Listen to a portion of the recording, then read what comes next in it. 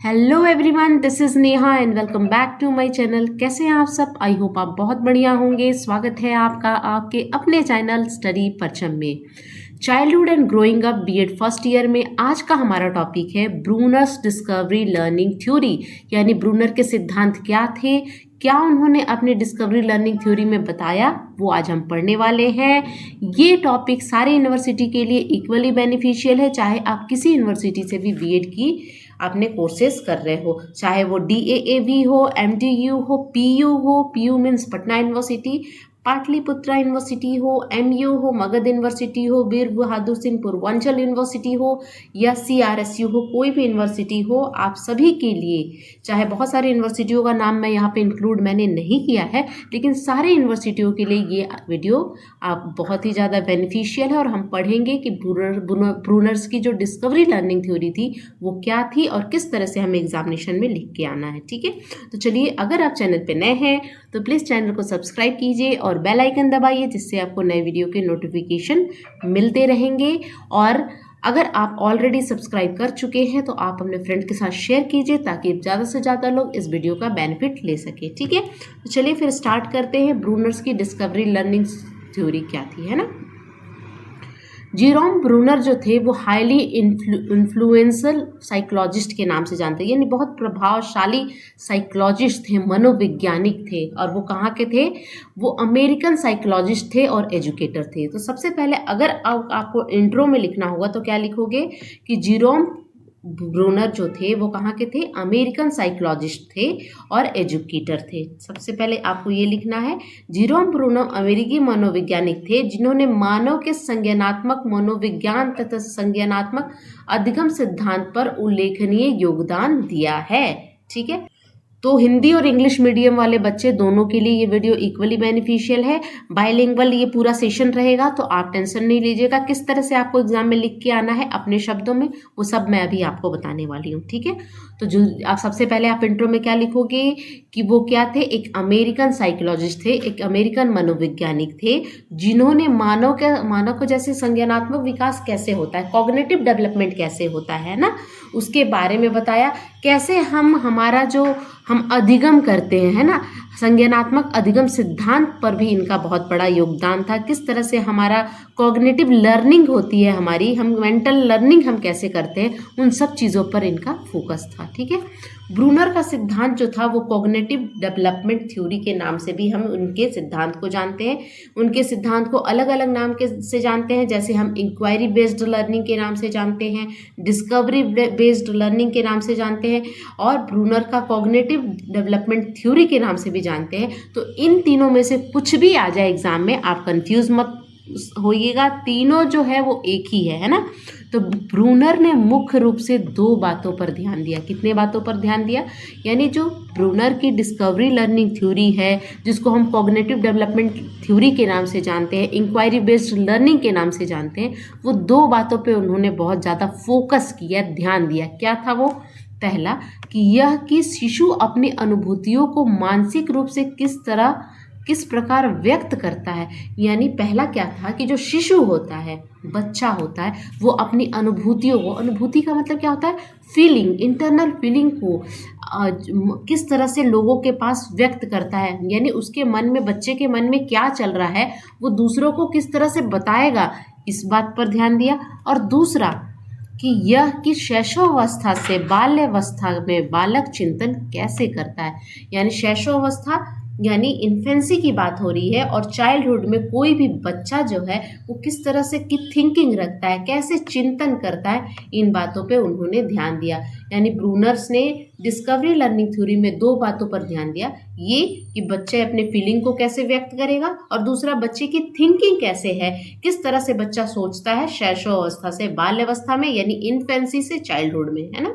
तो इन चीज़ों पर उन्होंने ध्यान दिया। ये इंट्रो है आपका। नेक्स्ट हम देखेंगे डिस्कवरी लर्निंग थ्योरी, यानी जो हम अभी पढ़ रहे हैं डिस्कवरी लर्निंग थ्योरी, जिसको कॉग्निटिव डेवलपमेंट थ्योरी के नाम से भी जानते हैं ब्रूनर्स की, और इंक्वायरी बेस्ड लर्निंग के नाम से भी जानते हैं। तो discovery learning theory introduced by Jerome Bruner and is a method of inquiry based instruction. This is popular theory encourage learner to build on past experience and knowledge and use their intuition, imagination and creativity and search for new information to discover facts, correlation and new truth.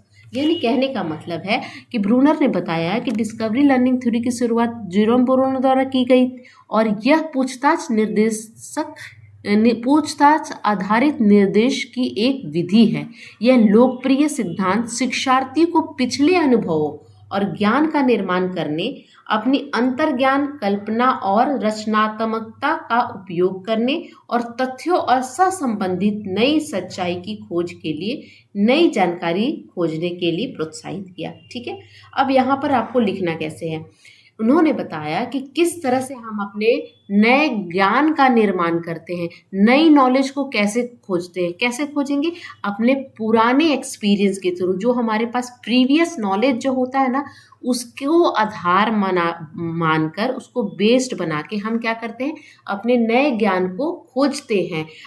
उसमें हम नए ज्ञान को खोजने में हम क्या लगाते हैं, अपना इंट्यूशन लगाते हैं. इंट्यूशन का मतलब होता है अंतर्ज्ञान को लगाते हैं, अपने इमेजिनेशन को लगाते हैं, अपनी कल्पना को लगाते हैं, अपनी क्रिएटिविटी का यूज़ करते हैं, अपनी रचनात्मकता का यूज़ करके हम नए ज्ञान को क्या करते हैं, खोजते हैं, नई चीज़ों को डिस्कवर करते हैं. उसमें एक ज्ञान को दूसरे ज्ञान से जोड़ते हैं, कोरिलेट करते हैं और इससे हमारा जैसे जैसे हमारी एज बढ़ती है हम क्या करते हैं, एक्सपीरियंस, क्रिएटिविटी के थ्रू नए ज्ञान की खोज करते हैं.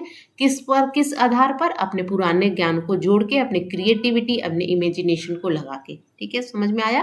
तो इस तरह से ब्रूनर ने बताया कि हम अपने नए ज्ञान की खोज करते हैं.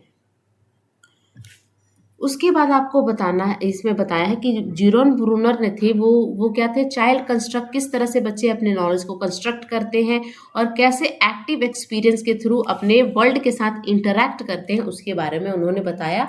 और इसमें बेसिस पर उन्होंने 3 मोड ऑफ रिप्रेजेंटेशन दिया. यानी उन्होंने लर्निंग के 3 मोड बताए. उन्होंने बताया कि हमारा कोग्निटिव डेवलपमेंट, हमारी लर्निंग कैसे होती है, ये 3 मोडों से होकर गुजरती है और ये तीनों मोड के अलग अलग एज ग्रुप है. आपको उसको ध्यान देना है. पहला मोड जो है वो इनएक्टिव रिप्रेजेंटेशन है. इनएक्टिव जोड़िएगा, है ना, EN से स्टार्ट है. इनएक्टिव रिप्रेजेंटेशन है जो कि एक्शन बेस्ड होती है. हम एक्शन करके किसी भी चीज़ को सीखते हैं, है ना. और वो एज ग्रुप क्या है, 0 से लेके 2 साल के बच्चों की ये एज ग्रुप है. अगला है आइकॉनिक रिप्रेजेंटेशन. इमेज बेस्ड होता है. आइकन मतलब क्या होता है, इमेज होता है. तो ये इमेज बेस्ड है. ये 2 से लेकर 7 साल के बच्चे इस तरह से सीखते हैं, अपनी लर्निंग करते हैं, अपने कोग्निटिव डेवलपमेंट में बढ़ावा लाते हैं. तीसरा है सिंबॉलिक रिप्रेजेंटेशन. ये है लैंग्वेज बेस्ड, जो 7 से लेके 11 वर्ष है. अब ये जो तीनों है ना, इसको आपको याद रखना है कि ब्रूनर ने जो 3 मोड ऑफ रिप्रेजेंटेशन दिया था वो कौन कौन से हैं. पहला है इनएक्टिव रिप्रेजेंटेशन, दूसरा है आइकॉनिक रिप्रेजेंटेशन और तीसरा है सिंबॉलिक रिप्रेजेंटेशन. अब तीनों को हम अलग अलग डिस्क्राइब करेंगे हम और पढ़ेंगे कि किस में आपको क्या लिखना है और किस में बच्चे किस तरह से सीखते हैं.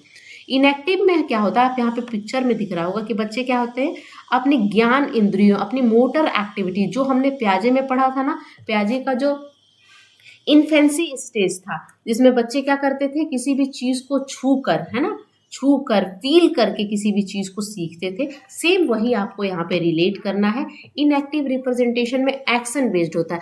बच्चे किसी चीज़ को तोड़ के, मरोड़ कर, फेंक कर, इस तरह से किसी भी चीज़ को, है ना, फेंक कर, रख कर, इस तरह से किसी भी चीज़ को वो सीखते हैं. यानी इनएक्टिव रिप्रेजेंटेशन को हम एक्शन बेस्ड लर्निंग के नाम से भी हम जानते हैं. एज ग्रुप है 0 से लेके 2. उसके बाद आता है आइकॉनिक रिप्रेजेंटेशन. इसमें बच्चे पिक्चर और आइकन को देख के अपने ज्ञान का निर्माण करते हैं. और तीसरा है सिंबॉलिक. सिंबॉलिक में बच्चे को यहाँ पे लैंग्वेज डेवलपमेंट हो गया रहता है और लैंग्वेज का यूज़ करके, सिंबल का यूज़ करके अपने ज्ञान का निर्माण बच्चे करते हैं. ठीक है, तो एक एक करके हम तीनों को पढ़ते हैं क्योंकि आपको बीएड में लिखना होता है ना, तो लिखने के लिए आपको पता भी होना चाहिए कि आपको किस में क्या लिखना है. सबसे पहले इनएक्टिव मोड 0 से 2 ईयर, याद रखिएगा, लिखिएगा, पॉइंट है ये आपके लिए. In enactive mode knowledge is store primarily in the form of motor response. यहाँ पे बच्चे जो अपने नॉलेज को स्टोर करते हैं वो मोटर रिस्पॉन्स यानी ज्ञान इंद्रियों और सेंस ऑर्गन का यूज करके अपने नॉलेज को स्टोर करते हैं, नॉलेज को इकट्ठा करते हैं। This mode is use within the first year of the life corresponding with पियाजे सेंसरी मोटर स्टेज से आप इसको जोड़ के देख सकते हो, ठीक है। Thinking is based in entirely on physical action and infant learn by doing rather than internal representation और थिंकिंग। अब यहाँ पे जो भी बच्चे की थिंकिंग होती है ना, पूरा फिजिकल एक्शन पर बेस्ड होती है। यानी बच्चे क्या होते हैं, फिजिकल एक्शन करके किसी भी चीज़ की थिंकिंग को डेवलप करते हैं, है ना। बच्चे यहाँ पे लर्निंग बाय डूइंग, यानी कोई भी चीज़ को करके सीखेंगे। बच्चे क्या करेंगे, किसी भी चीज़ को छुएंगे, उसको फील करेंगे और तब उसके बारे में अपने ज्ञान का निर्माण करेंगे, ठीक है।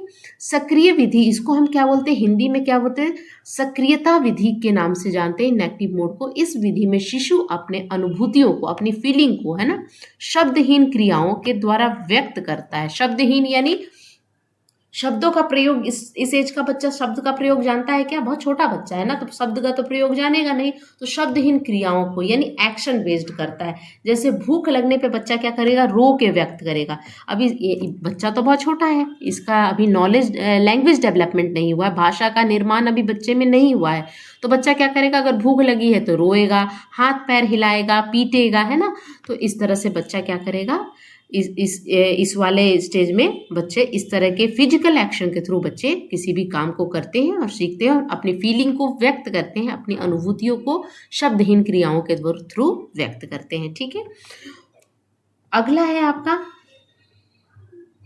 यानी बच्चे को अगर मान लो कि टीवी देखना होगा ना, तो ये बच्चा क्या करेगा, टीवी का रिमोट जाके अपने पेरेंट्स को देगा कि ये लो रिमोट और टीवी को ऑन करो। अगर बच्चे को, अगर 2 साल का बच्चा और उसको टीवी देखना है तो उस तरह से एक्शन के थ्रू अपने फीलिंग को व्यक्त करता है, ठीक है। नेक्स्ट है आपका आइकनिक। आइकनिक में क्या है, आइकन से रिलेटेड, आइकन का मतलब होता है क्या, किसी भी इमेज को देख के बच्चा अपने ज्ञान का निर्माण करता है और अपने चीज़ों को व्यक्त करता है। Information is store in sensory image. Icon usually visual ones like picture in a mind, उनके माइंड में किसी भी चीज़ की पिक्चर डेवलप हो जाती है। सम For some, this is conscious, other than say they do not experience it. Thinking is also based on using other mental image icons such as hearing, spelling and touching. इन सब चीज़ का use करके बच्चे क्या करते हैं, अपने ज्ञान का निर्माण करते हैं। दृश्य प्रतिमा विधि, इसको हम हिंदी में बोलते हैं। इस विधि में बालक अपनी अनुभूतियों को, अपने मन में कुछ दृश्य प्रतिमा, है ना, बनाकर अपनी भावनाओं को क्या करता है, व्यक्त करता है। बच्चा अनुभूतियों को व्यक्त करता है ना। जैसे बच्चा क्या है, अब किसी एप्पल का इमेज देख के बता देगा कि ये क्या है, एप्पल है ना। उसके सामने अगर आइकन रहेगा तो उसको देख के वो बता देगा कि ये क्या है, एप्पल है, क्योंकि ये एज ग्रुप क्या है, 2 से 7 है। यानी किसी भी चीज़ को, यानी यहाँ पे कॉन्क्रीट चीज़ें होनी चाहिए। कॉन्क्रीट चीज़ें यानी कोई चीज़ उसके सामने है तो उसके बारे में वो समझ भी विकसित कर लेगा और उसके बारे में वो बता लेगा, अपनी लर्निंग को वहाँ पे उसके थ्रू करता है, ठीक है। नेक्स्ट है आपका सिंबॉलिक। सिंबॉलिक यानी 7 से लेके ऊपर वाले बच्चे जो होते हैं वो इसमें आते हैं। This develop last in the symbolic stage, knowledge is stored primarily as language, mathematics symbol और in other symbol। अब यहाँ पे बच्चे के जो लैंग्वेज का डेवलपमेंट हो गया रहता है, बच्चे अपनी भावनाओं को बोल कर, है ना, लिख कर व्यक्त करते हैं, क्योंकि यहाँ पे बच्चे का क्या हो गया है, लैंग्वेज का डेवलपमेंट हो गया है। यानी यहाँ पे बच्चे अपने ज्ञान का निर्माण कैसे करते हैं, किसी भी चीज़ को बोल कर, किसी भी चीज़ को, अपनी भावनाओं को व्यक्त करना होगा तो वो बोलते हैं, क्योंकि उनका जो लैंग्वेज का डेवलपमेंट है वो हो चुका है। लैंग्वेज में जो सिंबल यूज़ किया जाता है उसका डेवलपमेंट हो चुका है। मैथमेटिकल रिप्रेजेंटेशन बच्चे कर पाते हैं, है ना, उन्हें पता होता है कि कौन सा साइन किसका है, किसका, अगर प्लस का सिंबल कैसे देते हैं, है ना, उन्हें पता है कि जैसे जेब्रा क्रॉसिंग है तो उसको हम रोड पर वो बता देंगे कि ये जेब्रा क्रॉसिंग है। तो इन सब चीज़ों को बच्चे समझ लेते हैं ना। सांकेतिक विधि हम इसको हिंदी में बोलते हैं। इस विधि में बालक अपनी अनुभूतियों को ध्यानात्मक संकेतों, भाषा के माध्यम से व्यक्त करता है। इस अवस्था में बालक अपने अनुभवों को शब्द में व्यक्त करता है, यानी उनके पास शब्दों का भंडार आ जाता है। शब्दों का भंडार आएगा तो एक शब्द को दूसरे शब्द के साथ जोड़ के अपनी फीलिंग को, अपनी भावनाओं को व्यक्त करता है, प्रकट करता है, एक्सप्रेस करता है ना। इस प्रकार बालक प्रतीकों, सिंबलों का उनके मूल विचारों से संबंध, यानी उसको बोलना क्या चाह रहा है और उसका सिंबल क्या है, दोनों को वो क्या करता है, कनेक्ट करता है, संबंधित करने पर योग्यता का विकास होता है। यानी 3 तरह के मोड किसने बताया, हमें ब्रूनर्स ने बताया। तो आप इस तरह से आप एग्जाम में लिख के आ सकते हो। How to use discovery learning in a classroom. अब हम इस थ्योरी को पढ़ क्यों रहे हैं, यानी क्लासरूम में इसका यूज कर सके। तो क्लासरूम में एक टीचर होने के नाते आपको डिस्कवरी लर्निंग थ्योरी के बारे में जानकारी होनी चाहिए, क्योंकि अगर आपको डिस्कवरी लर्निंग थ्योरी के बारे में पता होगा तो आपको समझ में आएगा कि बच्चे कैसे सीखते हैं, बच्चे किस स्टेज में किस चीज़ों का यूज़ करके सीखते हैं। तो इसमें आपको क्या करना होगा, assign data that is related to topic and encourage student to investigate. यानी आपको डेटा देना होगा जो कि टॉपिक से रिलेट करे, आपको ऐसी चीज़ें प्रोवाइड करनी होगी क्लासरूम में जो कि उस टॉपिक से रिलेटेड हो, और बच्चों को आप इनकरेज कीजिए, है ना, डिस्कवरी लर्निंग पर। बच्चों को इन्वेस्टिगेट करने के लिए कीजिए, बच्चों को कहिए कि आप खोज विधि का प्रयोग कीजिए क्लासरूम में, बच्चों को कहिए कि आप क्वेश्चन एराइज कीजिए and form their own calculation. और बच्चों को कहिए कि अपना अपना कंक्लूजन, अपना निष्कर्ष बच्चे खुद निकालें। यानी बच्चों को एक्सपोजर देना है, आपको क्लास में भरपूर मौका देना है प्रयोग करने का, बच्चों से बच्चे क्वेश्चन एराइज करें, है ना, प्रश्न पूछे, और बच्चे अगर कुछ डिस्कवर कर रहे हैं तो उसका कंक्लूजन यानी निष्कर्ष भी खुद निकाले, बताए कि ये क्यों हुआ, कैसे हुआ, है ना। They will see not only that knowing how to objective analysis data giving them insight into the topic they are learning, but also data analyze skill and powerful outside the classroom। यानी जो भी चीज़ें आप classroom में सिखा रहे हैं वो रियल लाइफ वर्ल्ड में उसका यूज़ होना चाहिए। इस तरह की आपको लर्निंग क्या करनी है, प्रोवाइड करनी है अपने क्लासरूम में अपने बच्चों के साथ। तो इस तरह का आप जब लास्ट में इस पूरे थ्योरी को जब आप इसको कवर अप करोगे, सम अप करोगे, तो लास्ट में आप ये इस लाइन को भी आप इंक्लूड कर सकते हो, जिससे क्या होगा कि आपका ये जो टॉपिक है बहुत इफेक्टिव दिखेगा। आपको सबसे पहले इंट्रो देना है, फिर 3 मोड ऑफ रिप्रेजेंटेशन बताना है कौन कौन सी थी, है ना।